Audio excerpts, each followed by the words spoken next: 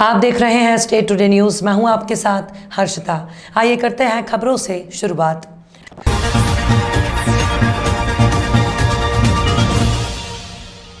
नीमच जिला press club का शपथ विधि समारोह शुक्रवार को शहर के टाउन हॉल में संपन्न हुआ। इस दौरान जिला प्रेस क्लब की वेबसाइट का विमोचन भी कैबिनेट मंत्री सकलेचा सहित अतिथियों द्वारा किया गया। समारोह के दौरान पत्रकारों को भूखंड आवंटन सहित जल्द जनसंपर्क विभाग द्वारा कार्यशाला आयोजन को लेकर भी मंत्री सकलेचा ने मंच से घोषणा की। शपथ विधि समारोह के दौरान मंच पर मुख्य अतिथि कैबिनेट मंत्री ओम प्रकाश सकलेचा, विधायक दिलीप सिंह परिहार, विधायक माधव मारू, जिला पंचायत अध्यक्ष सज्जन सिंह चौहान, नगर पालिका अध्यक्ष स्वाति चोपड़ा और पवन पाटीदार मंचासीन थे। समारोह की शुरुआत मां सरस्वती के चित्र पर माल्यार्पण और दीप प्रज्वलन के साथ हुई। इसके बाद मोनिका विनायका द्वारा मां सरस्वती वंदना प्रस्तुत की गई। समारोह में मंचासीन अतिथियों और संरक्षकों का जिला प्रेस क्लब की तरफ से स्वागत भी किया गया।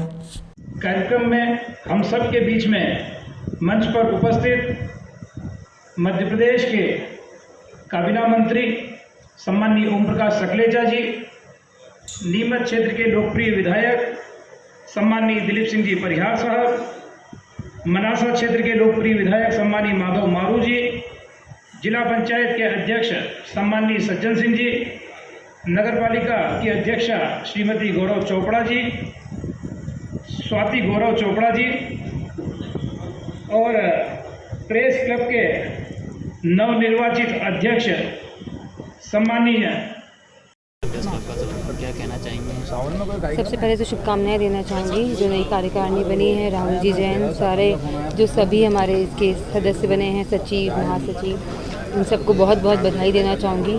साथ ही अपना मैसेज भी हमने क्लियर पहुँचाया था कि आप लोग बहुत अच्छा काम कर रहे हैं, पूरा मीडिया बहुत अच्छा काम कर रहा है। बस सच्ची न्यूज़ छापें, अच्छी न्यूज़ छापें ताकि शहर हित में सकारात्मक सोच के साथ हम आगे बढ़ें और अच्छे काम करें। सबका साथ हम ऐसे ही हमारा बना रहे। पूरा सहयोग और सम्मान देना चाहूँगी आप सबको, मीडिया वालों को धन्यवाद। एक मैडम, जो पत्रकारों की कॉलोनी की जो लंबे समय से मुद्दा चल रहा है उस पर क्या एक्शन रखा काम रहेगा?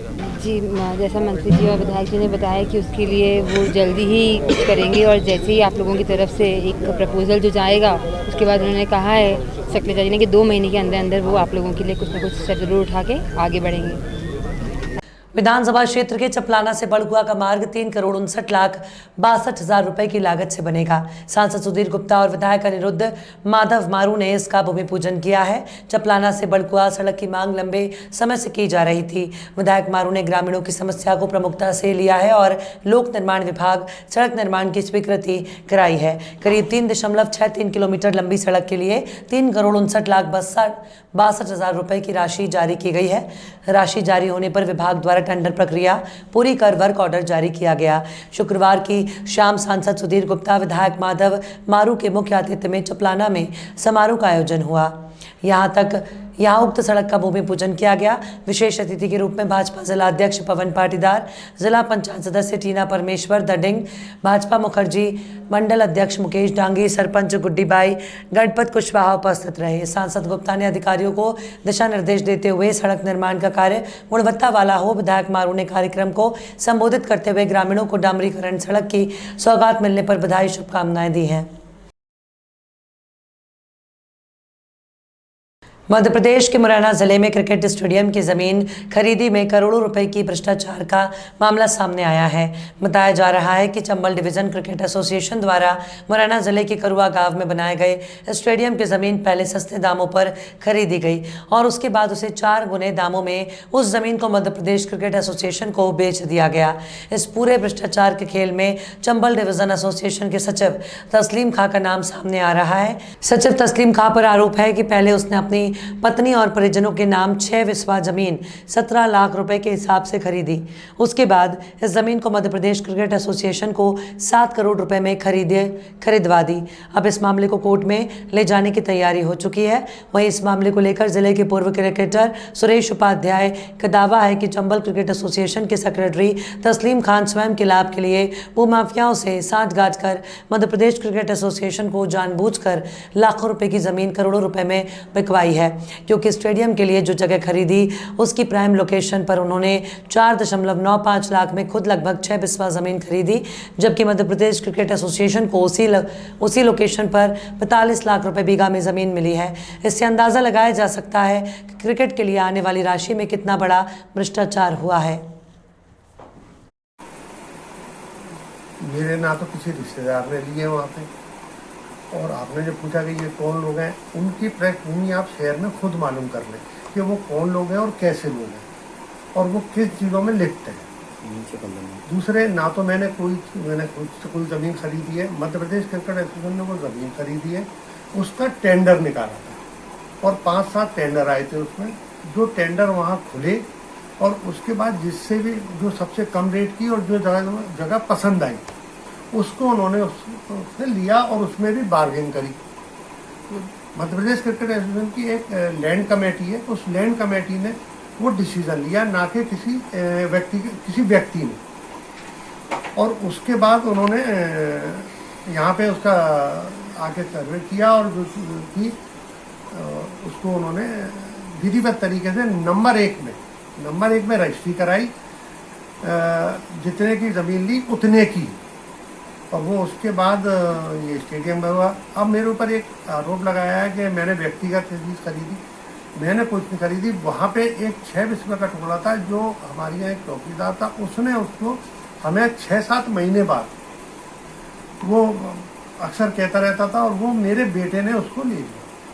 हमने ज़मीन MPCA के खरीदने के बाद, वो भी इसलिए क्योंकि मेरा ज़्यादातर समय वहीं गुजरता था, तो मेरे बेटे ने कहा कि हम भी वहीं मकान बना लेंगे, पापा तो ज़्यादातर यहीं रहते हैं तो सुबह से शाम तक, तो क्यों ना मकान। तो हमने मकान बनाने की, और अगर मकान बनाने के लिए कोई जगह ली है और वो गुनाह है तो फिर मैं गुनाहगार। उसमें खरीदी गई थी बीघा के हिसाब से? मध्य प्रदेश क्रिकेट एसोसिएशन ने खरीदी, वो 18 या 18.5 बीघा ज़मीन है, और 18 बीघा ज़मीन है, तो जो जिसमें ग्राउंड बना है। आप लोग सभी लोग जाते हैं, मध्य प्रदेश के बड़े अच्छे ग्राउंडों में गिनती है उसको। आज मध्य प्रदेश में मुरैना का स्थान या चंबल का स्थान इतना ऊपर है कि सारी टीमों में हमारे खिलाड़ी खेल रहे हैं। एक टीम में 15 में भी कम हमारे 5 खिलाड़ी हैं, हमारे 14 के अंदर भी 5 खिलाड़ी हैं। अच्छा, 15 के हम चैम्पियन हैं, मध्य प्रदेश में चैम्पियन हैं, हम 14 के चैम्पियन हैं, हम 18 के चैम्पियन हैं। ये चंबल डिवीजन का आज मध्य प्रदेश के अंदर स्थान है, और वो किसी भी गलत चीज़ों के जरिए नहीं बन सकता। आप सच्चाई पे चलेंगे तभी होगा। हमने हमारी तरफ से जो भी शिकायत की गई, हमने हमारे जो वकील साहब हैं हमने उनसे भी नोटिस भिजवाया है दोनों जगह। Madhya Pradesh cricket association and Chambal division के जो सेक्रेटरी महोदय तस्लीम खान को, क्योंकि दैट टाइम 2017 में जो मध्य प्रदेश ने जो ग्राउंड के लिए ज़मीन खरीदवाई गई है वो 43 लाख रुपए पर बीघा के हिसाब से खरीदी गई है, और इन्होंने जो अपने बेटे को, जो बेटे के दोनों बेटों के और वाइफ के नाम से जो ज़मीन खरीदवाई है वो 17 लाख पर रुपए बीघा के हिसाब से खरीदी गई है। तो कहीं ना कहीं इसमें मुझे जितने भी प्लेयर्स ऑफ द अपने चंबल डिवीज़न और चंबल के जितने प्लेयर्स के पेरेंट्स हैं, सबको ये लग रहा है इसमें कहीं ना कहीं बहुत बड़ा भ्रष्टाचार है।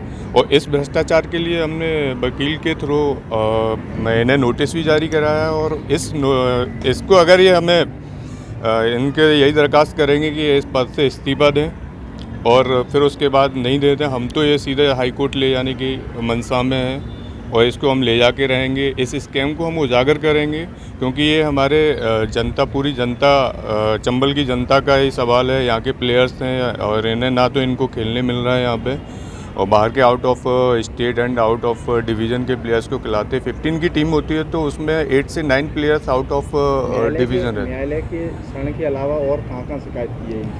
न्यायालय के क्षण के अलावा अभी तो हमने इसे ED के लिए हमने एक लेटर भेजा है और MPCA में शिकायत की है, और बाकी हम अपने वकील साहब से और मिल के बात करेंगे।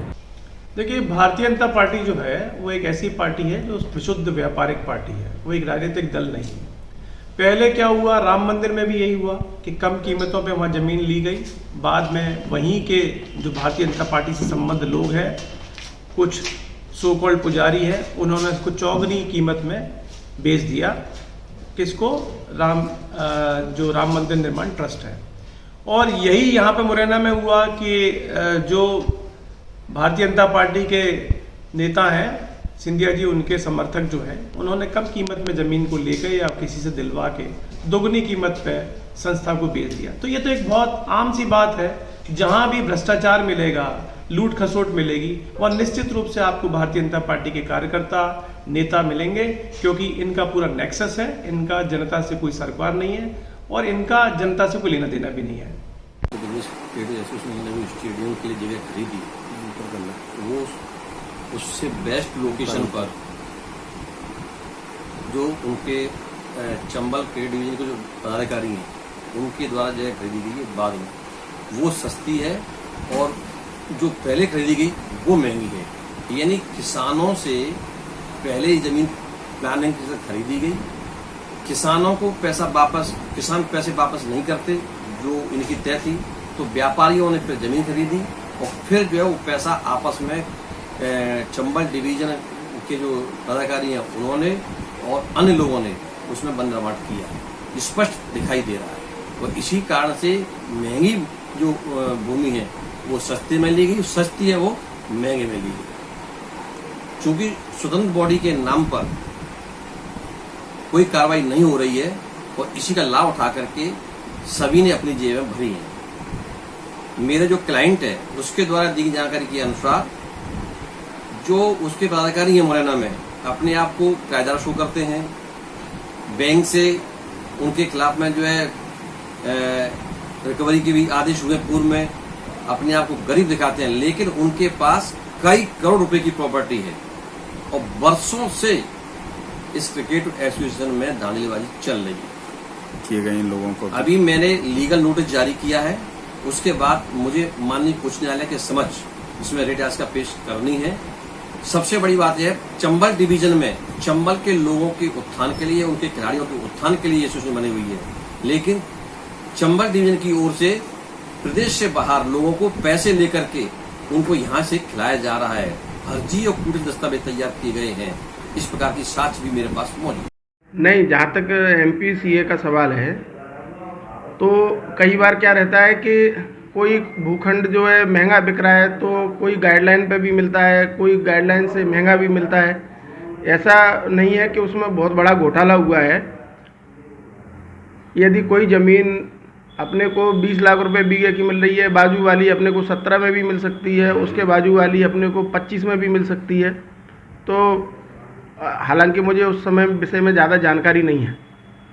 क्या लग रहा है जी, अगर सरकारी रेट की बात की जाए तो सरकारी रेट आज भी वहाँ सस्ती है करगोदाम में, तो कहीं ना कहीं इसकी जांच होनी चाहिए नहीं होनी? नहीं, जांच बिल्कुल आवश्यक है, इसमें जांच बहुत आवश्यक है, इसमें जांच होनी चाहिए और यदि कोई तत्व इसमें शामिल है तो उस पर कार्रवाई भी होनी चाहिए।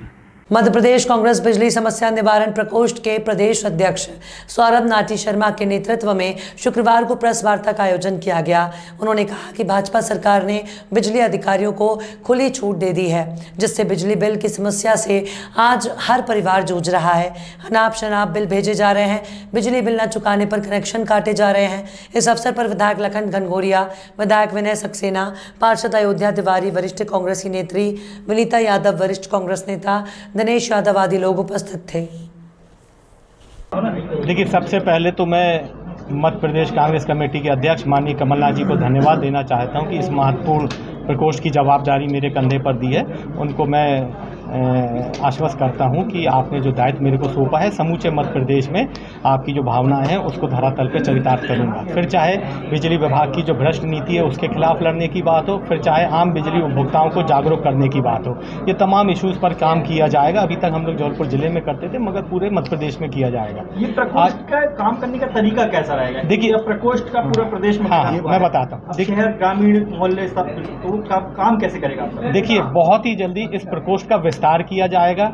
समूचे मध्य प्रदेश के प्रत्येक जिले में नगर और ग्रामीण अध्यक्ष बनाया जाएगा, उसके नीचे ब्लॉक अध्यक्ष बनाया जाएगा और उसके नीचे बूथ अध्यक्ष बनाया जाएगा। इसका हम लोग नाम अलग रखेंगे। जो बूथ पे हमारा आदमी रहेगा उसका नाम बिजली सेवक हो सकता है, बिजली साथी हो सकता है, कुछ भी ऐसा नाम हो सकता है। लेकिन ये पूरी इसकी संगठनात्मक संरचना जो है हम लोग महीना 2 महीना में करके इसको फुर्सत कर देंगे। फिर उस संगठन के माध्यम से बिजली विभाग जो लूट करता है, जैसा आपके सामने समय पर हम लोग रखते हैं, पूरे मध्य प्रदेश में हमारे कार्यकर्ताओं के सामने वो रखा जाएगा। उन कार्यकर्ताओं को प्रशिक्षित किया जाएगा कि कैसे आम बिजली उपभोक्ताओं की जो लड़ाई है, उनके जो हक हैं, उसके लिए आप कैसे काम कर सकते हैं। जबलपुर में हमारी हेल्पलाइन काम कर रही है पिछले 6 सालों से। ये प्रत्येक जिलों की अलग अलग हेल्पलाइन बनाई जाएगी। हमारे जो कार्यकर्ता रहेंगे जो इस काम में प्रशिक्षित हो चुके होंगे तब तक वो उन आम बिजली उपभोक्ताओं की समस्याओं को हल कराएंगे। एक प्रदेश की हेल्पलाइन रहेगी जो कि समूचे मध्य प्रदेश में काम करेगी। इस तरीके से हम लोग इस प्रकोष्ठ को आगे लेके जाएंगे और बिजली विभाग की जितनी भी गड़बड़ियां हैं, जितनी भी छोटी बड़ी चोरियां हैं, अगर कोई कस्बे में होती है तो उसको प्रदेश में उठाने का काम ये प्रकोष्ठ करेगा। ये प्रकोष्ठ का 23 की चुनाव की तैयारियों को लेकर है एक प्रकार से, क्योंकि बिजली एक आम घर की, आम बस्ती की या आम छोटे छोटे झुग्गी झोपड़ी की भी समस्या है। देखिए, कहीं न कहीं इस माध्यम से कांग्रेस अपनी मजबूत स्थिति बना रही है। देखिए, अगर इतने संवेदनशील मुद्दे को आप अगर चुनाव से जोड़ेंगे तो मैं समझता हूँ एक राजनीतिक पार्टी के कार्यकर्ता होने के तौर पे ये मेरी बेईमानी रहेगी। आपने खुद देखा विगत 6 वर्षों से इस मुद्दे पे हम लोग लड़ रहे हैं। उस मुद्दे को माननीय कमलनाथ जी ने सराहा। उस समय भी आपने देखा था जब इस मुद्दे पे हम लोग लड़ाई लड़ रहे थे, सरकार बनते ही सबसे पहला काम अगर माननीय कमलनाथ जी ने करा तो 100 रुपये में 100 यूनिट बिजली देने का काम करा। तो निसंदेह हम लोग सार्वजनिक जीवन के व्यक्ति हैं, चुनाव आते जाते रहते हैं, लेकिन बिजली विभाग में हम लोगों ने महसूस करा है कि बिजली विभाग को भारतीय जनता पार्टी एक लूट के अड्डे के तौर पे काम करती है और वो लूट हम लोग इस प्रदेश की जनता पे हावी होने नहीं देंगे। उस लूट का खामियाजा इस प्रदेश की जनता को नहीं भुगतने देंगे। चुनाव में निसंदेह इसका असर तो पड़ेगा ही, क्योंकि जितने भी बिजली कंज्यूमर है वो इससे परेशान है। अगर भारतीय जनता पार्टी चाहती है ये मुद्दा ना बने, इस मुद्दे पर चुनाव ना हो, तो भारतीय जनता पार्टी व्यवस्थाएं सही कर दे, मुद्दा अपने आप खत्म। गंगा जमुना तहजीब की अनोखी मिसाल देखने को मिली। दमोह नाका के पास चंडाल भाटा में अघोरी बाबा का मंदिर है। वहाँ के पुजारी जी ने बताया कि हमारे मंदिर में कई कार्यक्रम होते रहते हैं, लेकिन हमारे परिसर में पानी की समस्या बहुत सालों से बनी हुई थी।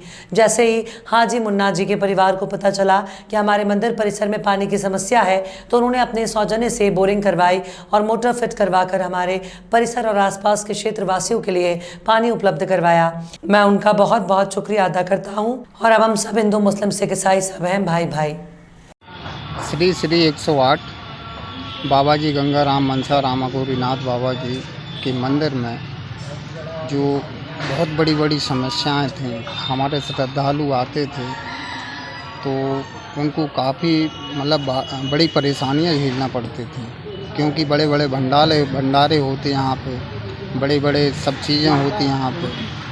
और इसके बाद में क्या है कि उनको काफ़ी दिक्कतें आती हैं जल के प्रति। तो हमारे मुन्ना हाजी के परिवार से अपने गोहलपुर थाने के आगे एक होटल है मुन्ना हाजी जी, उन्हीं ने ये बहुत अच्छा निर्माण किया है। जो उनने मोटर का बोर का प्रोग्राम रचा और प्रोग्राम करके उनने मोटर भी लगा दी। तो हमारे श्रद्धालु बड़े खुश हुए और हम भी खुश हुए। और इसके आगे सब अच्छा है। और ये भाईचारा हमारा ये कहना है कि अपना हिंदू मुस्लिम सिख ईसाई हम तो हैं भाई भाई, और ऐसे ही अपना भाईचारा बना रहे जिसमें अपना देश महान बने और आगे बढ़े। भाटा अघोरी बाबा के मंदिर पर यहाँ पे बोरिंग का निर्माण किया गया है। कई सालों से यहाँ पे पानी की व्यवस्थाएं नहीं थी, पानी में बहुत ज़्यादा दिक्कत परेशानी थी। गोहलपुर रेस्टोरेंट मुन्ना होटल वाले यहाँ पे आए और वो समस्याओं को देखे तो यहाँ पे पानी का बोरिंग का निर्माण उन्होंने करवाया है। और उनके परिवार वालों को यहाँ से मंदिर की ओर से दिल से हार्दिक अभिनंदन है और बहुत खुशी है। मतलब आप लोगों ने यहाँ पानी का निर्माण करवाया और हमें बहुत पानी चालू हुआ और अच्छा चालू हुआ है। बाकी जो भी कुछ है अपने बाबा जी संदीप कुमार कुशवाहा। बलिया नगरा थाना क्षेत्र के एक गांव की 13 वर्षीय किशोरी शुक्रवार को गांव के ही कॉलेज पर मेला देखने गई थी। वहां से देर तक रात तक नहीं घर पहुंची। रात को ही उसके परिजन और गांव वाले सोशल मीडिया पर मेले से उसके गुम होने की जानकारी शेयर करने लगे। शनिवार की सुबह किशोरी खून से लथपथ बेहोशी की हालत में सिकरहट्टा के पास सड़क किनारे मिली। उसके हाथ पर किसी धारदार हथियार से कटा हुआ प्रतीत हो रहा था। सुबह शौच के लिए निकले लोग बेहोशी की हालत में खून से लथपथ देख पुलिस को सूचना दी। पुलिस ने किशोरी को बेहोशी की हालत में प्राथमिक स्वास्थ्य केंद्र नगरा ले गए, जहां चिकित्सकों ने गंभीर स्थिति देखकर जिला अस्पताल के लिए रेफर कर दिया। परिजनों की माने तो वो शुक्रवार की शाम गांव में मेला देखने के लिए निकली थी। और एक जो युवती है ये थाना क्षेत्र नगरा में एक युवती बेहोशी की हालत में मिली है, जिसके हाथ की नस कटी हुई है। तत्काल सूचना मिलते ही पुलिस द्वारा पीड़िता को बेहतर इलाज हेतु तत्काल जिला अस्पताल लेकर के जाया गया, जहां पर डॉक्टरों के द्वारा उसका इलाज किया गया है। वह लड़की कल शाम को अपनी सहेली के साथ एक मेले में गई थी और वहाँ पे उसकी बड़ी बहन भी गई थी। उसके हिसाब से जो मेले में जिन लोगों से वह मिली थी, उसके बेसिस पे 2 लोगों को हिरासत में लेकर के पूछताछ की जा रही है। अग्रिम जो भी जानकारी होगी आप लोगों को अवगत कराया जाएगा। अभी उसकी स्थिति क्या है और कितने लोग हिरासत में? अभी लड़की का इलाज चल रहा है और अभी क्योंकि लड़की बेहोश है तो लड़की से मेरी वार्ता नहीं हो पाई है। जैसी लड़की होश में आती है तो उससे बात करके और आगे बताया जाएगा। फिलहाल 2 लोगों को हिरासत में लेकर उनसे पूछताछ की जाएगी। चोट वगैरह कहाँ लगी है सर? लड़की के हाथ की नस कटी हुई है और बाकी बॉडी पे कोई स्क्रैचेस या कोई ऐसा प्रोमिनेंट चोट उसके अलावा नहीं आई है। बाकी जैसे डॉक्टर्स बताएंगे, जो भी डॉक्टर्स आगे अपडेट करेंगे, आप लोगों को बताया जाएगा। हम बात कर रहे हैं मध्य प्रदेश के आगरमालवा जिले के सुसनेर तहसील की, जहां पर स्वामी विवेकानंद शासकीय महाविद्यालय सुसनेर में प्राचार्य डॉक्टर GC गुप्ता के निर्देशन में 15 अक्टूबर शनिवार को हिंदी विभाग के तत्वाधान में हिंदी में ज्ञान का प्रकाश विषय पर कार्यशाला आयोजित की गई। आपको बता दें कि कार्यशाला में हिंदी के सहायक प्राध्यापक रमेश जमरा ने हिंदी भाषा पर प्रकाश डालते हुए कहा कि 16 अक्टूबर को केंद्रीय गृह मंत्री अमित शाह द्वारा मुख्यमंत्री शिवराज सिंह चौहान और चिकित्सा शिक्षा मंत्री विश्वास कैलाश सारंग की उपस्थिति में भोपाल स्थित लाल परेड मैदान में चिकित्सा शिक्षा हिंदी माध्यम से अध्यापन के लिए 97 प्राध्यापकों के द्वारा कठिन परिश्रम से तैयार की गई 3 पुस्तकों का विमोचन किया जाएगा। इस अवसर पर विद्यार्थियों सहित वरिष्ठ प्राध्यापक डॉक्टर RV गुप्ता, ग्रंथपाल राम कुमार अंजोरिया, सहायक प्रधान अध्यापक आरती नागर, आकांक्षा श्रीवास्तव, काशीराम प्रजापति, राम कमल नागेश, डॉक्टर रेखा चंद्रपाल, सीमा मुवेल, श्रद्धा पांडे, डॉक्टर कमल जटिया, मनोज कुमार दुबे, मुकेश कुमार दुबे आदि उपस्थित रहे। चिकित्सा MBBS की डिग्री हासिल कर सकते हैं, इसी के लिए हम लोग यहाँ एकत्रित हुए थे। और कल आपको रजिस्ट्रेशन किस किस ने कर लिए हैं? कल जो लिंक आई थी रजिस्ट्रेशन किस किस ने नहीं किए वाले हाथ खड़े कर दिए।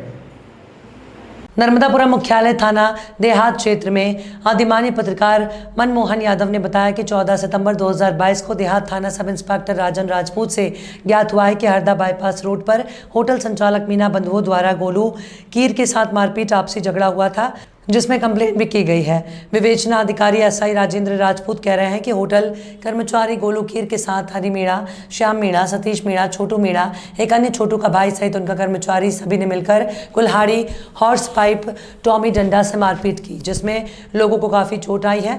मरने वाले सभी धनवान और बलवान सामाजिक रूप से बड़े बलशाली हैं।